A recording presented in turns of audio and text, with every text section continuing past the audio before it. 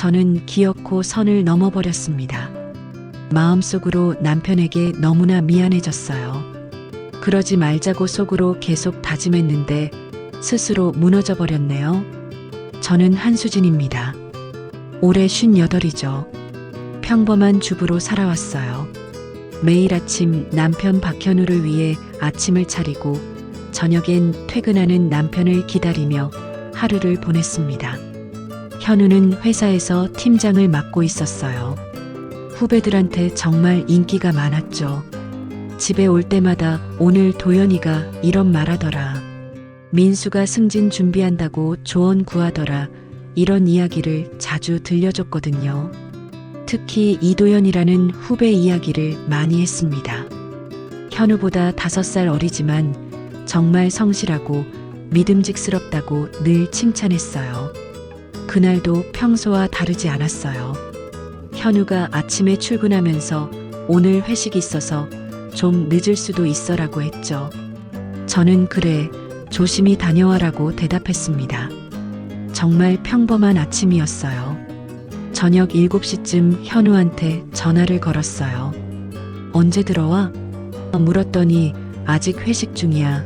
조금 더 있다가 들어갈게라고 하더군요. 목소리가 조금 취한 것 같았지만 평소와 같았습니다. 11시가 넘어서야 현우가 들어왔어요. 얼굴이 빨갛게 달아올라 있었죠. 많이 마셨네? 했더니 도연이랑 후배들이 자꾸 술 따라줘서라며 웃었습니다. 그러더니 거실 소파에 털썩 주저앉았어요. 씻고 자야지 했더니 잠깐만 머리가 어지러워라고 하면서 눈을 감았어요. 평소에도 술 마시고 오면 그런 적이 있어서 크게 신경 쓰지 않았습니다. 물 한 컵 가져다 주고 천천히 쉬었다가 방으로 들어와라고 했죠. 새벽 3시쯤이었을까요? 갑자기 현우가 수진아 하고 부르는 소리에 잠이 깼어요. 목소리가 이상했습니다. 급히 거실로 나가보니 현우가 소파에서 가슴을 움켜쥐고 있었어요. 얼굴이 창백했고 식은땀을 흘리고 있었죠. 어디 아파? 물었더니 가슴이 너무 아파라고 신음하듯 말했습니다. 순간 심상치 않다는 생각이 들었어요. 바로 119에 신고했죠. 빨리 와주세요. 남편이 가슴을 아파해요. 구급차가 올 때까지 현우의 손을 잡고 있었어요. 괜찮아. 금방 나아질 거야 라고 말했지만 현우의 손이 점점 차가워지는 게 느껴졌습니다. 구급차 사이렌 소리가 들렸을 때 조금 안심했어요. 병원으로 가는 길에 현우가 제 손을 꽉 잡고 수진아, 고마워라고 했어요. 그게 현우가 제게 한 마지막 말이었습니다. 응급실에서 의사 선생님이 나오셨어요. 표정이 어두웠죠. 급성 심근경색으로 심폐소생술을 시행했지만 그 뒤 말은 들리지 않았습니다. 머리가 하얘졌어요. 다음 날 아침 혼자 집으로 돌아왔습니다. 식탁 위에는 어젯밤 현우를 위해 끓여둔 북어국이 그대로 있었어요. 현우가 앉던 자리는 비어 있었고요. 그제야 현실이 실감났습니다. 현우가 정말 없어졌다는 걸 받아들여야 했어요. 그날부터 제 인생이 무너지기 시작했습니다. 장례식장은 국화꽃 냄새로 가득했어요. 정신없이 준비하느라 며칠 동안 제대로 잠도 못 잤습니다. 현우의 회사 동료들이 하나둘 찾아왔죠. 모두들 믿을 수 없다는 표정이었어요. 팀장님이 갑자기 이러실 줄 몰랐습니다는 말을 수없이 들었어요. 그 중에서도 이도연이 제일 충격을 받은 것 같았어요. 조문객들이 몰려드는 와중에도 도연은 구석에 서서 먼 곳만 바라보고 있었습니다. 얼굴이 창백했고 눈이 빨갛게 부어 있었거든요. 도연은 현우보다 5살 어렸어요. 55이었죠. 키가 크고 듬직한 인상이었는데 그날은 어쩐지 많이 위축되어 보였습니다. 평소 현우가 도연이는 정말 착실해라고 자주 말했던 그 사람이 맞나 싶을 정도였어요.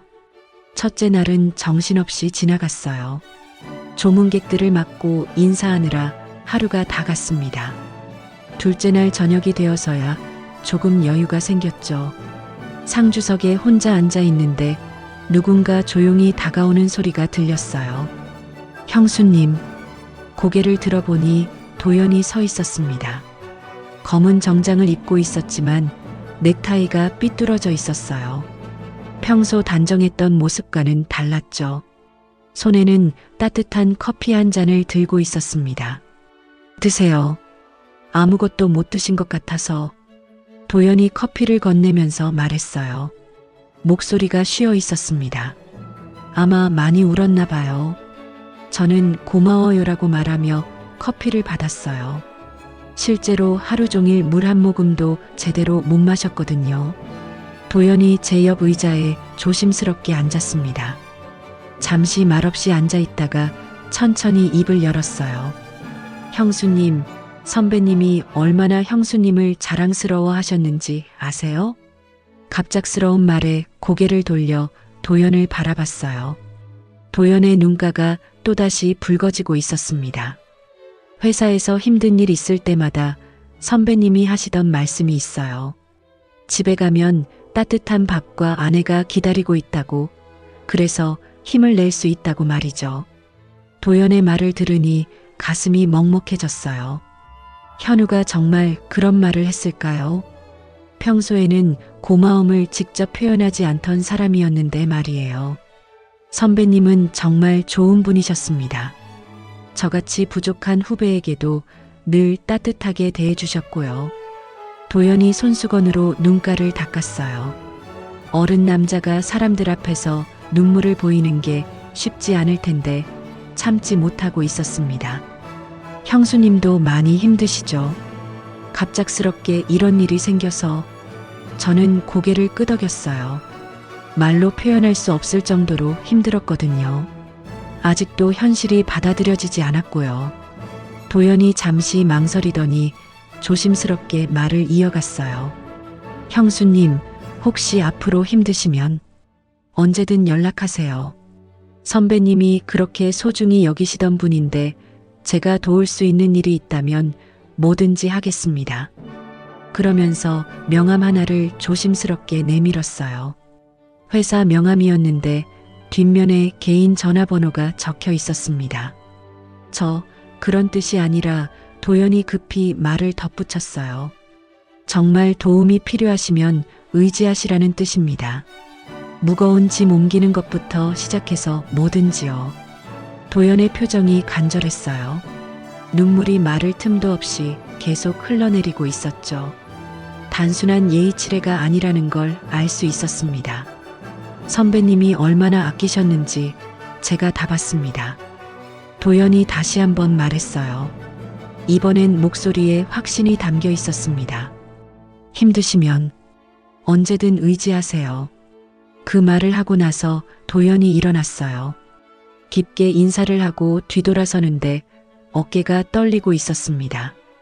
많이 참고 있다는 게 느껴졌죠. 저는 도연이 준 명함을 손에 쥐고 있었어요. 따뜻한 체온이 전해져 왔습니다. 그때까지만 해도 단순한 동료의 위로라고 생각했어요. 현우를 따르던 후배가 예의상 하는 말이라고 여겼죠. 하지만 도연의 눈가가 붉어진 표정이 계속 머릿속에 남아 있었어요. 그 간절함이 뭔가 달랐습니다. 단순한 예의가 아닌 다른 감정이 섞여 있는 것 같았거든요. 그날 밤 빈소를 지키면서도 계속 도연의 말이 생각났어요. 의지하세요라고 했던 그 목소리가 귓가에 맴돌았습니다. 왜 그런지 모르겠지만 그 말에서 위로를 받은 기분이었어요. 아직은 그게 뭘 의미하는지 알지 못했지만요. 장례를 마치고 집에 돌아온 지 일주일이 지났어요. 집안은 너무나 조용했습니다.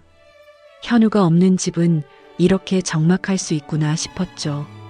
평소에는 TV 소리라도 있었는데 혼자 있으니 모든 게 다 소음처럼 들렸어요. 냉장고 돌아가는 소리, 시계 초침 소리, 옆집에서 들려오는 작은 발자국 소리까지 모든 것이 다 크게 들렸습니다. 그런데 정작 듣고 싶은 현우의 목소리는 들을 수 없었죠. 며칠 동안 제대로 잠을 못 잤어요. 밤만 되면 현우가 소파에서 가슴을 움켜쥐던 모습이 자꾸 떠올랐습니다. 그때 좀 더 빨리 알아챘으면 119를 더 일찍 불렀으면 하는 후회가 계속 들었어요. 그러던 어느 날 저녁이었어요. 혼자 컵라면으로 저녁을 때우고 있는데 휴대폰이 울렸습니다. 모르는 번호였어요. 요즘 들어 조문 관련 전화가 가끔 왔기 때문에 별 생각 없이 받았죠. 여보세요. 형수님, 안녕하세요. 이도연입니다. 도연의 목소리를 듣는 순간 가슴이 뛰었어요. 왜 그런지 모르겠지만 반가웠습니다. 일주일 동안 제대로 된 대화를 나눈 사람이 없었거든요. 아, 도연 씨. 안녕하세요. 형수님, 혹시 저녁 식사하셨어요? 갑작스러운 질문에 잠시 멈칫했어요. 컵라면 반쪽이 남아있는 식탁을 바라보며 네, 했어요 라고 대답했습니다. 그래도 밥은 꼭 챙겨 드셔야 합니다. 몸 상하면 선배님이 걱정하실 거예요. 도연의 목소리에 진심이 담겨 있었어요. 단순한 안부가 아니라 정말 걱정하고 있다는 게 느껴졌죠. 괜찮아요. 잘 먹고 있어요. 거짓말이었어요. 사실 며칠 동안 제대로 된 식사를 한 적이 없었거든요. 입맛도 없었고 뭘 해먹을 기력도 없었습니다. 형수님, 혹시 필요한 거 있으면 언제든 연락하세요. 장 보는 것도 도와드릴 수 있고요. 고마워요. 그런데 괜찮아요. 전화를 끊고 나서도 도연의 목소리가 귓가에 남아 있었어요. 밥은 꼭 챙겨 드셔야 합니다라는 말이 계속 맴돌았죠. 언제부터인가 그런 말을 들어본 게 언제였나 싶었어요. 며칠 뒤에 또 전화가 왔어요. 이번에는 번호를 보자마자 도연인 걸 알았습니다. 왜인지 모르게 전화벨이 울릴 때 가슴이 두근거렸어요. 형수님, 오늘은 어떻게 지내셨어요? 그냥 평소와 같이요. 식사는 잘하고 계시죠? 또 식사 얘기였어요. 이번에는 솔직하게 말했습니다. 사실 요즘 입맛이 없어서 잘 못 먹고 있어요. 그러면 안 되는데요. 몸이 약해지면 더 힘들어집니다. 도연의 목소리에 걱정이 묻어 있었어요. 마치 가족처럼 걱정하는 것 같았죠. 내일 시간 되시면 같이 식사할까요? 혼자 드시는 것보다는 낫지 않을까 해서요. 갑작스러운 제안에 당황했어요. 남편을 잃은 지 얼마 안 된 상황에서 다른 남자와 식사를 한다는 게 적절한가 싶었거든요.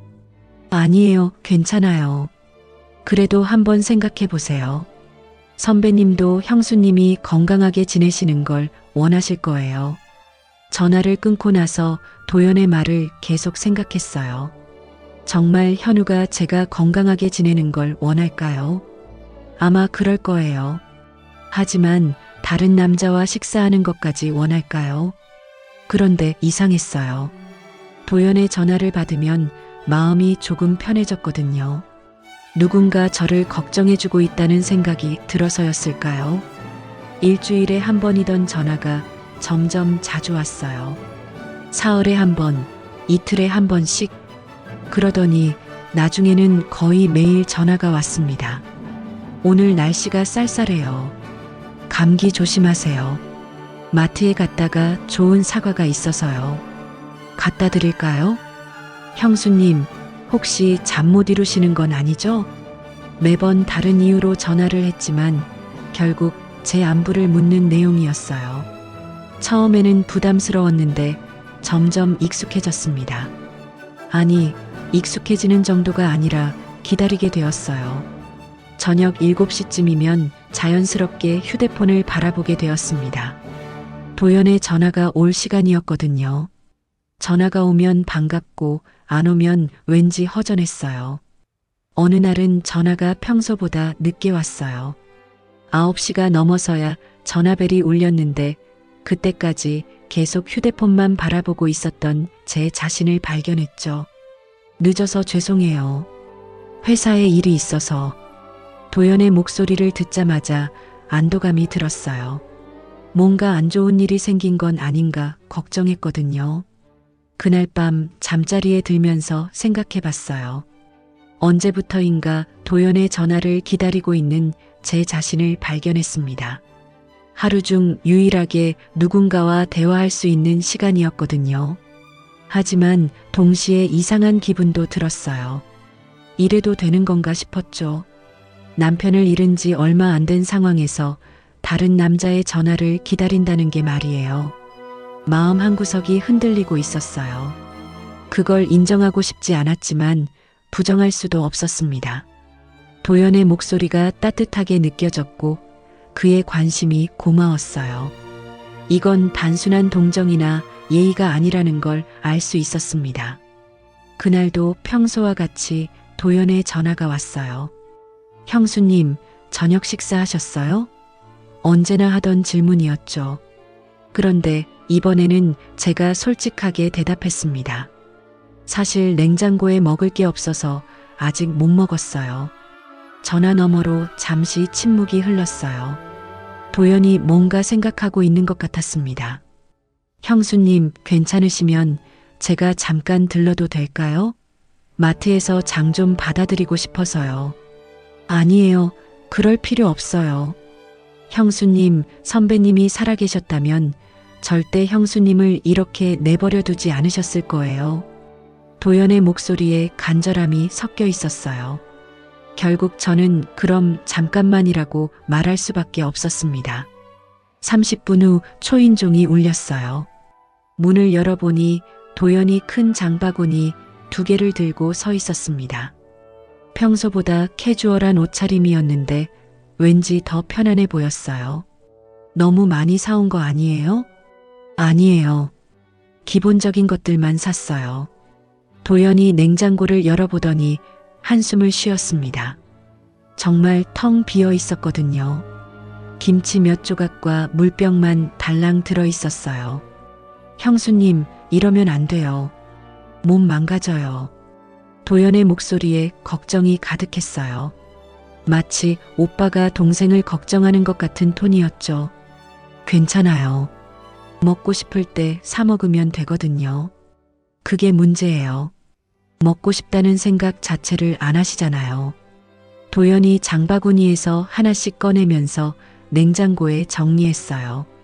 신선한 야채, 고기, 과일들이 들어가니까 냉장고가 다시 살아나는 것 같았습니다. 저녁은 뭐 드시고 싶어요? 아무거나요. 저는 상관없어요. 그럼 제가 간단하게 볶음밥 만들어 드릴게요. 선배님이 집에서 가끔 요리하신다고 하셔서 저도 조금 배웠거든요.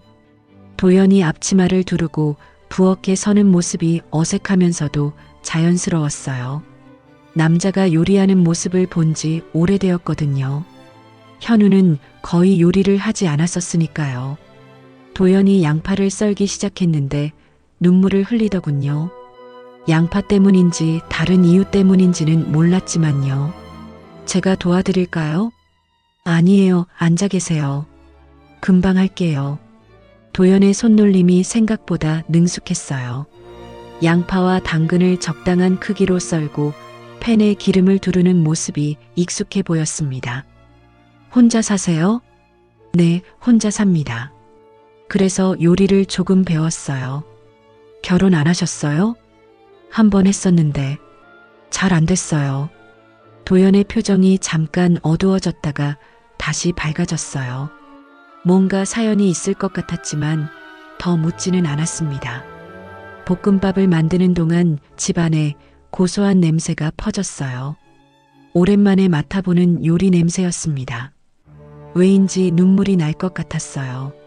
다 됐어요. 맛있게 드세요. 도연이 정성스럽게 그릇에 담아준 볶음밥을 보니까 정말 맛있어 보였어요. 계란도 예쁘게 올려져 있고 파도 잘게 썰어져 있었죠. 첫 숟가락을 떠서 입에 넣는 순간 정말 맛있었어요. 간이 딱 맞았고 야채들이 아삭아삭했습니다. 맛있어요. 정말요? 다행이네요. 도연이 환하게 웃었어요. 그 웃음을 보니까 저도 모르게 기분이 좋아졌습니다. 선배님이 형수님 요리 자랑을 많이 하셨어요. 특히 김치찌개를 정말 잘 끓이신다고. 그랬나요? 네. 맨날 자랑하셔서 저도 한번 먹어보고 싶다고 생각했었어요. 도연의 말에 현우의 모습이 떠올랐어요. 정말 제 요리를 자랑했었나요? 집에서는 별로 표현하지 않았는데 말이에요. 다음에 기회가 되면 김치찌개 끓여드릴게요. 정말요? 그럼 정말 기대할게요. 함께 밥을 먹으면서 이런저런 이야기를 나눴어요. 도연이 회사에서 있었던 재미있는 일들을 들려줬는데 정말 웃겼습니다. 그래서 신입사원이 복사기를 고장내고 울고 있더라고요. 선배님이 가서 등을 토닥여주면서 괜찮다고 하시더니 본인이 직접 수리기사 불러주셨어요. 그럴 것 같아요. 현우가 원래 그런 사람이었거든요.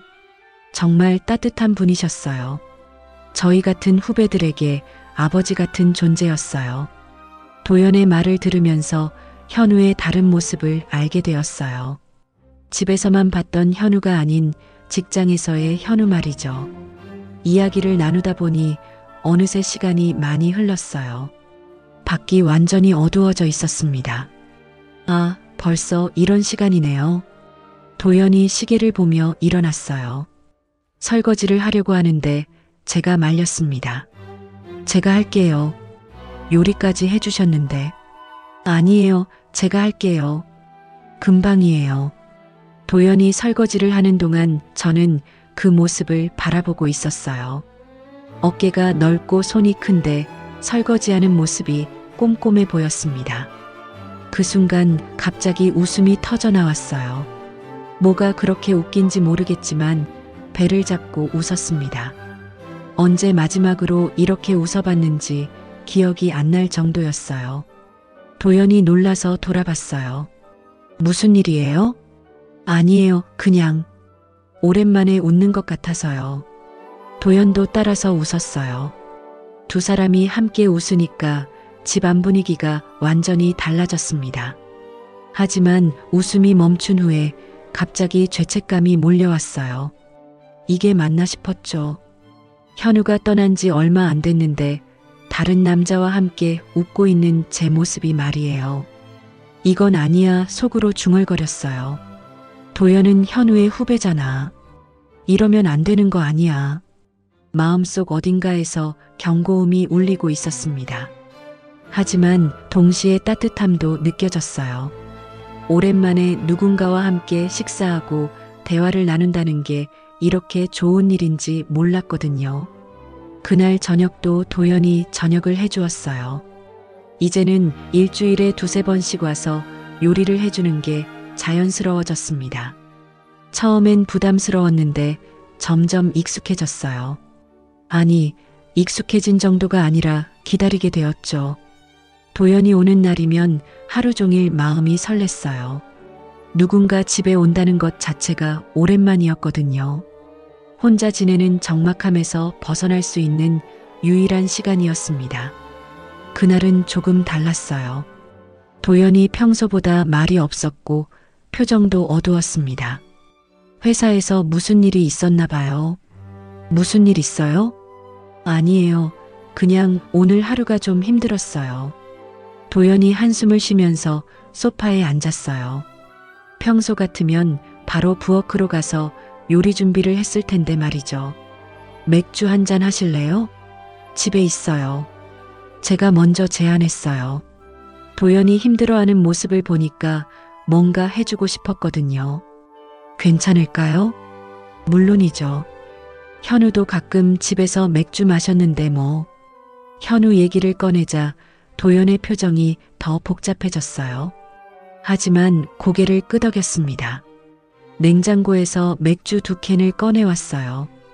도연과 마주 앉아서 맥주를 마시는 게 어색했지만 나쁘지 않았습니다. 선배님 생각이 많이 나요. 도연이 맥주를 한 모금 마시고 말했어요. 목소리에 그리움이 묻어 있었습니다. 저도 그래요. 아직도 집에 들어올 것 같아요. 선배님은 정말 좋은 분이셨어요. 제게는 아버지 같은 존재였거든요. 도연이 계속 현우 얘기를 했어요. 회사에서 어떻게 후배들을 챙겨주었는지, 얼마나 따뜻한 사람이었는지 말이죠. 듣고 있으니까 현우가 더 그리워졌습니다. 맥주를 몇 캔 더 마셨어요. 평소에 술을 잘 안 마시는 저에게는 꽤 취하기에 충분한 양이었죠. 도연도 평소보다 많이 마신 것 같았어요. 얼굴이 빨갛게 달아올라 있었거든요. 형수님, 도연이 갑자기 제 이름을 불렀어요. 목소리가 평소와 달랐습니다. 더 낮고 떨리는 것 같았죠. 네, 제가 이상한 말 해도 화내지 마세요. 무슨 말을 하려는 건지 알 수 없었지만 가슴이 두근거리기 시작했어요. 뭔가 중요한 말을 할 것 같은 분위기였거든요. 선배님을 정말 존경했어요. 지금도 존경하고요. 도연이 맥주캔을 내려놓고 저를 똑바로 바라봤어요. 눈빛이 진지했습니다. 하지만 사실은 도연이 말을 멈추고 한숨을 쉬었어요. 뭔가 고민하는 것 같았죠. 그러더니 천천히 일어나서 제 옆으로 왔습니다. 형수님, 죄송합니다. 갑자기 도연이 제 손을 잡았어요. 따뜻하고 큰 손이었습니다. 순간 심장이 멈출 것 같았어요. 사실 선배님 곁에서 늘 존경하면서도 한편으론 너무 좋은 분이라 마음을 감추기 힘들었습니다. 도연의 목소리가 떨리고 있었어요. 술 기운 때문인지 감정 때문인지 얼굴이 더 빨갛게 달아올라 있었죠. 무슨 말씀이에요? 형수님을 보면 가슴이 뛰었어요. 선배님과 함께 있을 때도, 혼자 생각할 때도 이런 마음을 가져서는 안 되는 줄 알면서도 어쩔 수 없었습니다. 도연의 고백을 듣는 순간 머리가 하얘졌어요. 이런 말을 들을 줄 몰랐거든요. 아니, 어쩌면 알고 있었는지도 모르겠어요. 마음 깊은 곳에서는 느끼고 있었던 것 같아요. 도연 씨, 선배님이 돌아가신 후에 형수님을 도와드리면서 이 마음이 더 커졌어요. 형수님의 슬픔을 보면서 안아드리고 싶었고, 웃는 모습을 보면서 더 많이 웃게 해드리고 싶었어요. 도연이 제 손을 더 꽉 잡았어요. 손에서 전해지는 온기가 온몸으로 퍼지는 것 같았습니다. 순간 현실이 돌아왔어요. 이건 안 되는 일이었어요. 절대 있어서는 안 되는 일이었죠. 안 돼요. 저는 급하게 손을 뿌리쳤어요. 그러면서 눈물이 터져 나왔습니다. 왜 우는지도 모르겠었어요. 슬퍼서인지, 당황해서인지, 아니면 다른 이유 때문인지. 안 돼요. 당신은 내 남편의 후배예요. 우리 집에 자주 드나들던 사람이었잖아요. 목소리가 떨렸어요. 감정을 억누르려고 해도 잘 안 됐습니다. 이건 금기예요. 절대 있어서는 안 되는 일이에요. 도연의 표정이 상처받은 것 같았어요. 하지만 어쩔 수 없었습니다. 이건 정말 안 되는 일이었거든요. 죄송합니다. 제가 너무 성급했네요. 도연이 자리에서 일어났어요. 돌아서려고 하는데 그 순간 이상한 일이 일어났습니다. 가슴이 미친 듯이 뛰기 시작했어요. 도연이 멀어져 가는 모습을 보니까 가슴 한구석이 비어지는 것 같았어요. 왜 이런 기분이 드는 걸까요?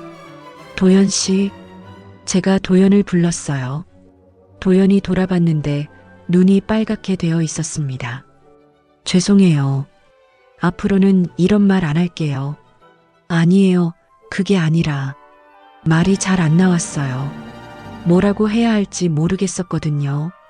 머리로는 안 된다고 생각하는데 마음은 다른 말을 하고 있었어요. 도연이 현관문 쪽으로 걸어갔어요.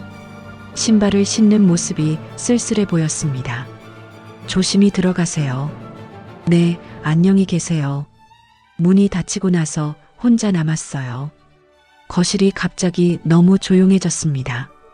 도연이 앉았던 자리를 바라보니까 왜 이렇게 허전한지 모르겠어요.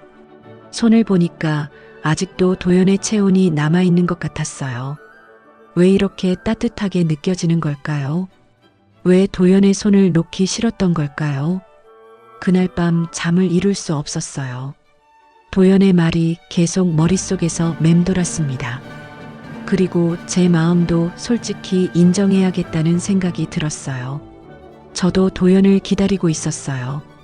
전화를 기다리고 방문을 기다리고 함께 보내는 시간을 기다리고 있었던 거죠. 이게 사랑인가요? 아직 확신할 수는 없지만 분명한 건 도연에게 마음이 기울어지고 있다는 거였어요. 하지만 동시에 죄책감도 컸습니다. 현우에 대한 미안함, 도연이 현우의 후배라는 사실, 모든 게 복잡했어요. 금기의 문이 열리고 있었습니다. 그 일이 있은 후 며칠 동안 도연과 연락이 없었어요. 전화도 오지 않았고 문자도 없었습니다. 평소 같으면 매일 안부 전화가 왔는데 말이죠. 아마 그날 밤 제 반응 때문에 부담스러워하는 것 같았어요. 처음에는 다행이라고 생각했어요. 이렇게 거리를 두는 게 맞다고, 둘 다 시간이 필요하다고 스스로를 달랬죠. 하지만 시간이 지날수록 허전함이 커졌습니다. 도연의 목소리가 그리워졌고 함께 나눴던 대화들이 자꾸 생각났어요. 닷새째 되던 날 도연이 전화를 했어요. 목소리가 평소보다 조심스러웠습니다. 형수님, 안녕하세요. 그동안 잘 지내셨어요? 네, 잘 지냈어요. 거짓말이었어요. 사실 계속 도연 생각을 하고 있었거든요. 그날 밤 일이 꿈처럼 느껴지기도 했고 현실처럼 생생하기도 했고요. 혹시 오늘 시간 괜찮으시면 저녁 같이 하실까요? 사과할 말씀도 있고. 괜찮아요. 사과할 것 없어요. 그래도 한번 뵙고 싶어서요. 마음 정리도 하고 싶고요. 결국 저는 그럼 집으로 오세요라고 말했어요. 저도 도연을 보고 싶었거든요.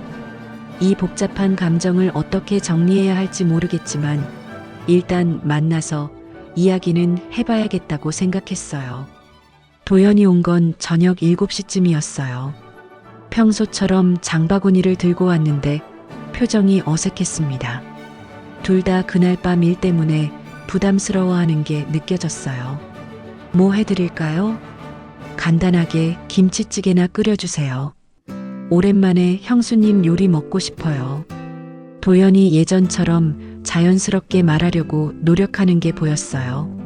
저도 최대한 평소처럼 행동하려고 했죠. 김치찌개를 끓이는 동안 도연은 거실에 앉아서 가만히 있었어요. 평소 같으면 부엌에서 이런저런 도움을 줬을 텐데 말이죠. 서로 의식하고 있다는 게 느껴졌습니다. 식탁에 김치찌개와 반찬들을 차렸어요. 도연이 좋아하는 계란말이도 만들었죠. 마주 앉아서 밥을 먹는데 처음엔 어색했지만 점점 자연스러워졌어요. 정말 맛있어요. 역시 형수님 요리가 최고예요. 별거 아닌데 뭘. 아니에요. 선배님이 자랑하실 만해요. 도연이 현우 얘기를 꺼내자 잠시 분위기가 무거워졌어요. 하지만 예전만큼 어색하지는 않았습니다. 도연 씨, 네.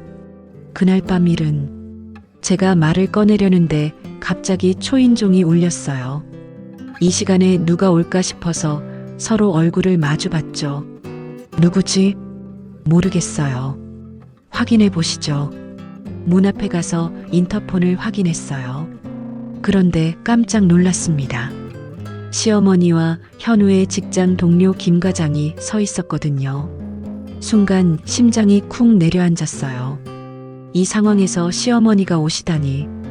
더군다나 도연과 함께 저녁을 먹고 있는 상황에서 말이에요. 잠깐만요. 저는 급히 거실로 뛰어갔어요. 도연이 놀란 표정으로 저를 바라봤습니다. 시어머니 오셨어요. 어떻게 하죠? 도연의 얼굴이 창백해졌어요. 상황의 심각성을 단번에 알아챈 것 같았죠. 뒷문으로 나갈까요? 안 돼요. 이미 차봤을 거예요. 식탁을 보니까 두 벌의 그릇과 젓가락이 그대로 놓여 있었어요. 김치찌개도 아직 김이 나고 있었고요. 이걸 어떻게 설명하죠? 초인종이 다시 울렸어요. 더 이상 미룰 수 없었습니다. 어머니 오셨나 봐요. 일단 그냥 계세요. 자연스럽게 하시고요. 네, 알겠어요. 도연이 고개를 끄덕였지만 긴장한 게 역력했어요. 저도 마찬가지였고요. 문을 열었어요. 시어머니와 김 과장이 서 계셨습니다. 어머니, 안녕하세요. 갑자기 웬일이세요?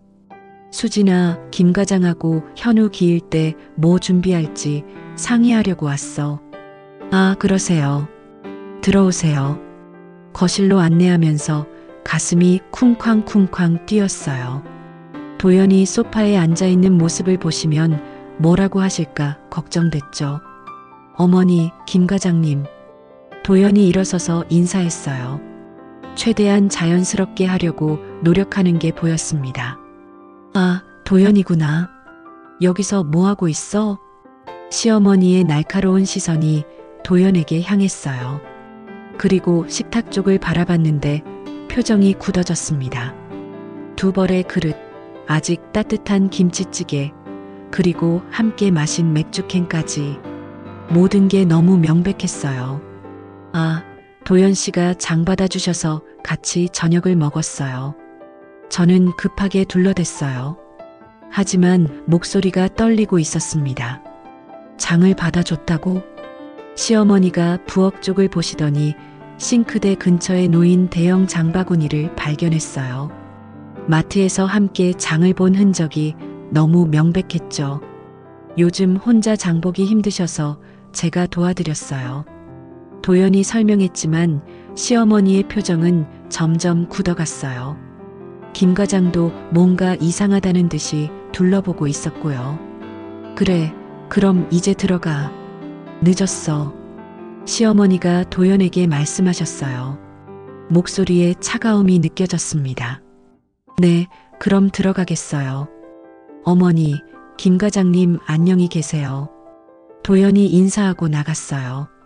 문이 닫히는 소리와 함께 집안 공기가 더욱 무거워졌습니다. 시어머니가 다시 식탁을 바라보시더니 저를 똑바로 쳐다봤어요. 눈빛이 예사롭지 않았습니다. 수진아. 네, 어머니. 현우가 죽은 지 얼마나 됐다고 벌써 남자를 집에 들이고 그래. 결국 시어머니가 직설적으로 말씀하셨어요. 예상했던 말이지만 실제로 듣고 나니 가슴이 철렁 내려앉았습니다. 어머니, 오해세요. 정말 그냥. 오해? 이게 오해야? 둘이서 저녁 먹고 맥주까지 마시고. 김 과장도 불편한 표정을 짓고 있었어요. 이 소문이 회사에 퍼지면 어떻게 될까 하는 생각에 더 무서워졌습니다. 수진아, 체면이란 게 있는 거 아니야?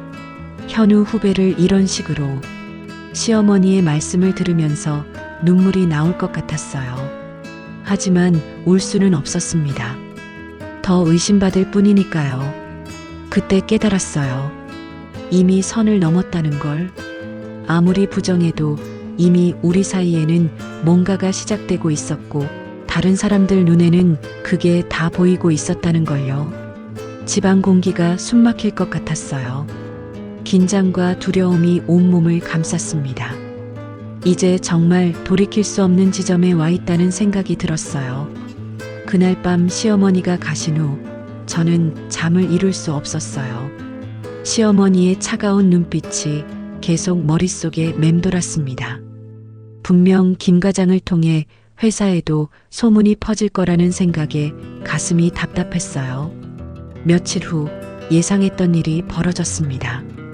현우의 회사 동료들 사이에서 소문이 돌기 시작한 거예요.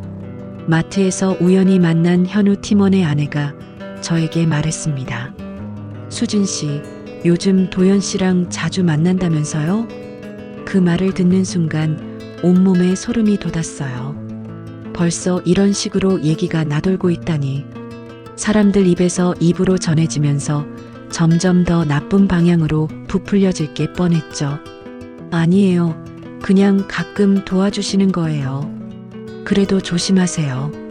사람들이 오해할 수 있어요. 하지만 이미 늦었어요. 소문은 걷잡을 수 없이 퍼져나갔습니다. 현우의 다른 동료들도 하나둘 연락을 해서 조심하라, 체면을 생각하라는 말들을 했어요. 일주일 후 시어머니가 다시 오셨어요. 이번에는 혼자가 아니라 신우이와 함께였습니다. 표정을 보자마자 큰일 났다는 걸 알 수 있었어요. 수진아, 앉아. 시어머니의 목소리가 얼음장처럼 차갑했어요. 거실 소파에 앉으니까 신우이도 저를 노려보고 있었습니다. 소문 다 들었어. 현우 후배랑 그런 사이라며? 어머니, 정말 아니에요. 그냥이 뭐야? 김 과장이 회사에서 다 봤다고 하더라. 너희 둘이 얼마나 자연스럽게 굴었는지. 신우이가 끼어들었어요. 형수님, 오빠가 죽은 지 겨우 2달밖에 안 됐어요. 벌써 다른 남자요? 가슴이 찢어질 것 같았어요. 변명하고 싶었지만 입이 떨어지지 않았습니다. 사실 제 마음도 확실하지 않았거든요. 도연에게 마음이 기울고 있다는 걸 부정할 수 없었으니까요. 그것도 현우 후배를, 현우가 그렇게 아꼈던 사람을. 시어머니의 목소리에 분노가 섞여 있었어요. 눈물까지 글썽이고 계셨죠. 내 아들이 떠난 지 얼마나 됐다고 그 후배와 이런 짓을. 시어머니가 소리를 지르셨어요. 평생 이런 큰 소리 내시는 걸 본 적이 없었는데 정말 화가 나셨나 봐요. 그때 초인종이 울렸어요. 누군지 확인도 안 하고 문을 열었는데 도연이 서 있었습니다. 평소와 달리 정장 차림이었고 표정이 심각했어요. 형수님, 소문 들었어요. 제가 정리하겠어요. 도연이 들어오자마자 상황을 파악했어요. 시어머니와 신우이의 험악한 표정, 제가 울먹이는 모습을 보고 모든 걸 알아챈 것 같았죠. 도연아, 너 뭐 하는 거야? 시어머니가 도연을 보며 날카롭게 말씀하셨어요. 어머니, 죄송합니다. 그런데 갑자기 도연이 무릎을 꿇었어요. 거실 한복판에서 시어머니 앞에 무릎을 꿇고 앉은 거예요. 저도 깜짝 놀랐습니다. 어머니, 모든 게 제 잘못입니다. 뭐야, 갑자기? 형수님께 폐를 끼쳐드렸어요. 하지만 어머니, 제가 한 가지 확실하게 말씀드리고 싶은 게 있어요. 도연의 목소리가 떨리고 있었지만 확신에 차 있었어요. 저는 욕망이 아니라 사랑을 하고 있습니다. 시어머니가 깜짝 놀라셨어요. 신우이도 마찬가지였고요. 저도 가슴이 쿵했습니다. 도연이 이렇게 당당하게 말할 줄 몰랐거든요. 선배님이 지켜주던 분을 이제 제가 지키고 싶습니다. 뭐라고? 지금 뭐라는 거야? 시어머니가 화를 내셨지만 도연은 굽히지 않았어요. 선배님을 평생 존경하며 살 겁니다. 하지만 형수님이 혼자서 이렇게 힘들어 하시는 걸 더 이상 볼 수 없어요. 현우 후배 주제에 감히 현우 아내를? 어머니, 저는 진심입니다. 형수님을 정말 사랑해요. 도연의 고백을 듣는 순간 더 이상 참을 수 없었어요. 저도 무릎을 꿇고 앉았습니다. 눈물이 쏟아져 내렸어요. 어머니, 죄송해요. 정말 죄송해요. 수진아, 너마저. 저도 더는 혼자 견딜 수 없었어요. 울면서 말하니까 목소리가 제대로 나오지 않았어요. 하지만 이제는 숨길 수 없었습니다. 현우가 떠나고 나서 매일이 지옥 같았어요. 밤마다 울면서 지냈는데 도연 씨가 없었다면 정말 어떻게 됐을지 몰라요. 시어머니가 저를 노려보고 계셨지만 계속 말했어요. 처음에는 정말 아무것도 아니었어요. 그냥 현우 후배니까 도와주는 줄 알았어요. 하지만 점점 뭐야? 점점 의지하게 됐어요. 도연 씨 없으면 하루도 버틸 수 없을 것 같았어요. 신우이가 한숨을 쉬며 고개를 저었어요. 형수님, 이건 정말 아니에요. 오빠한테 어떻게 면목이 서요? 저도 알아요. 매일 현우한테 미안하다고 빌어요. 하지만 뭐야? 하지만 현우도 제가 이렇게 혼자 힘들어하는 걸 원하지 않을 것 같아요. 거실이 조용해졌어요. 모두들 제 말을 듣고 있었습니다. 도연도 무릎을 꿇은 채 저를 바라보고 있었어요. 어머니, 저희 정말 사랑해요. 도연이 다시 말했어요. 목소리에 간절함이 담겨 있었습니다. 선배님한테 죄송하지만 형수님을 혼자 두고 갈 수는 없어요. 시어머니가 한참 동안 말없이 저희를 바라보셨어요. 눈물을 흘리고 계셨는데 화가 나서인지 슬퍼서인지 알 수 없었습니다. 현우야, 미안해. 시어머니가 하늘을 보며 중얼거리셨어요. 그 모습을 보니까 가슴이 더 아팠습니다. 이제 정말 모든 게 끝났다는 생각이 들었어요. 하지만 동시에 해방감도 느꼈습니다. 더 이상 숨길 필요도 없고 거짓말할 필요도 없었으니까요. 우리의 사랑이 이제 세상에 드러났습니다. 그날 이후 며칠 동안 연락이 없었어요. 시어머니도 신우이도 심지어 도연도 연락을 하지 않았습니다. 집안은 다시 적막감에 휩싸였고 저는 불안한 마음으로 하루하루를 보냈어요. 혹시 모든 게 끝난 건 아닐까 하는 생각이 들었습니다. 도연이 시어머니의 반대에 부딪혀서 포기한 건 아닐까, 저도 너무 무모했던 건 아닐까 하는 후회가 몰려왔어요. 사흘째 되던 날 도연이 전화를 했어요. 목소리가 평소보다 조심스러웠습니다. 형수님, 안녕하세요.